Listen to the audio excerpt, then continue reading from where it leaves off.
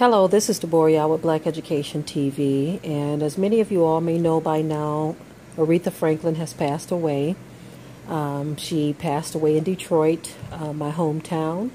Although she wasn't born in Detroit, she spent a great deal of time there. Her father's church was there, and she started her singing career there as well in her church. And then, of course, she branched off and went into other areas, and the rest is history from there. But what I wanted to talk about was a phrase in one of her songs, and she said, "When my soul was in the lost and found, you came along and claimed it." Now, for those of you who are in the truth, I'm just going to say in the truth, just for the sake of saying it. We know that the truth is more than knowing who you are, but those of us in the truth, we know that that statement can mean so much. When my soul was in the lost and found, you came along to claim it. And that is how I feel when I think of the Most High. And that particular lyric jumped out at me as I was listening to some of the many tributes to Aretha Franklin with her lovely, beautiful voice. Her voice was just, it was awesome. Okay, her voice was awesome. So many songs that this woman has sang and performed, and without a doubt, her voice was heaven sent. That was a gift from Yah. One thing I wanted to talk about was the fact that Aretha Franklin was very heavily involved in the civil rights movement. She wasn't just an entertainer or a singer, okay? That wasn't the only thing she was known for. She was very involved in the civil rights movement. And one statement in particular that I really like that she said was, I think it was very, very, very profound when she said that if we can't get any peace, we're going to have to just disturb the peace.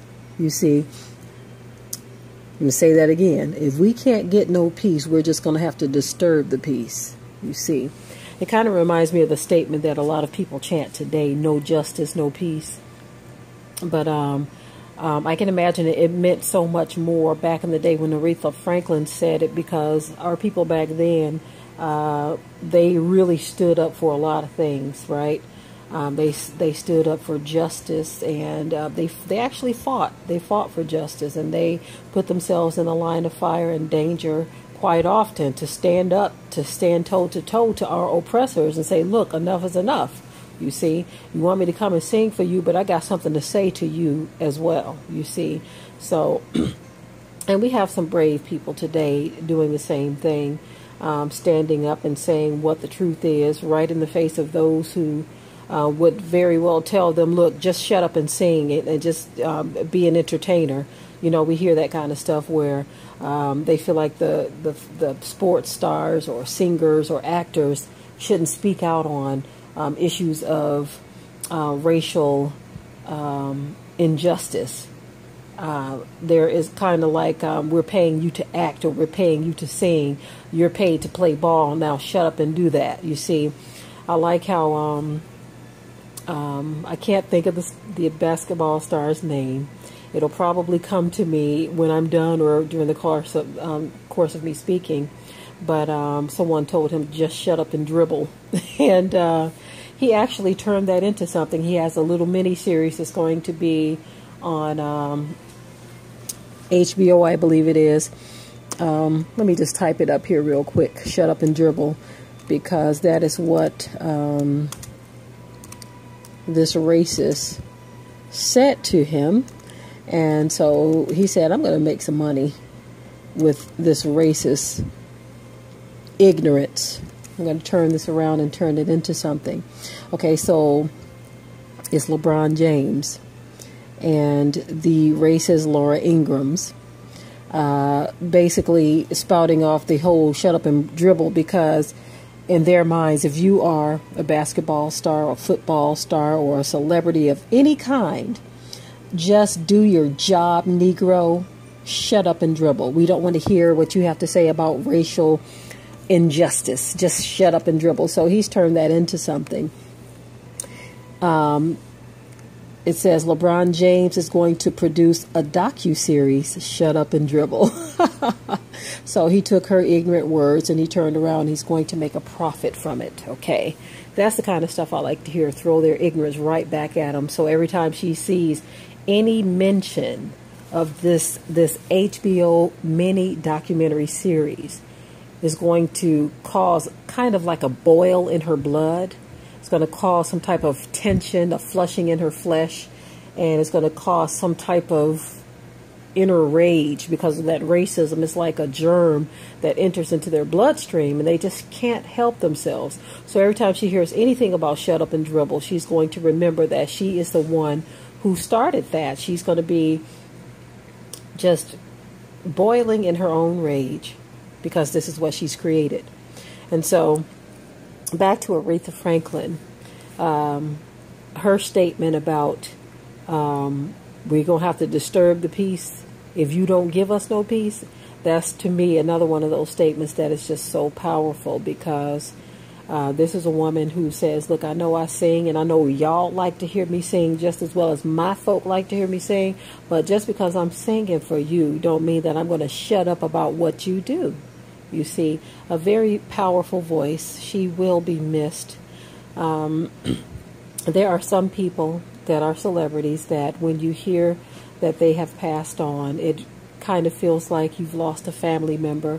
You don't always get that feeling with everyone, but when it's certain people, and it's not even the fact that she is out of Detroit she grew up mostly in Detroit. And that's not the reason for it. Is some people just feel like family, and Aretha Franklin definitely falls into that.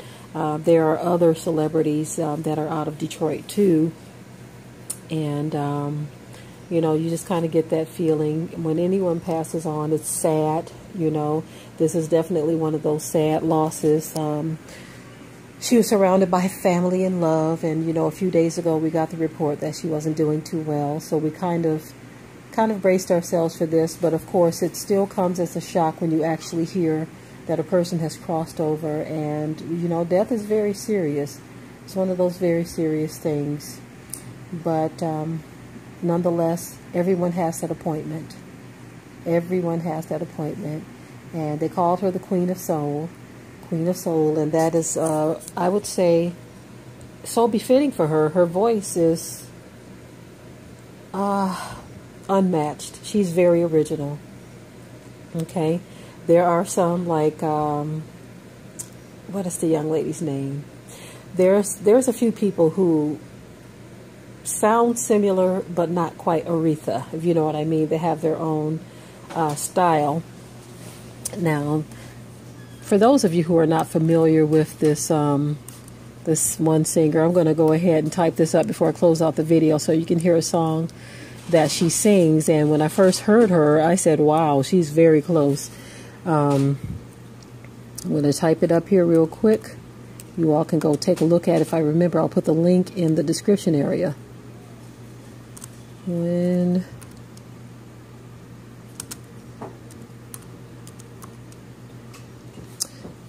Okay, one moment here.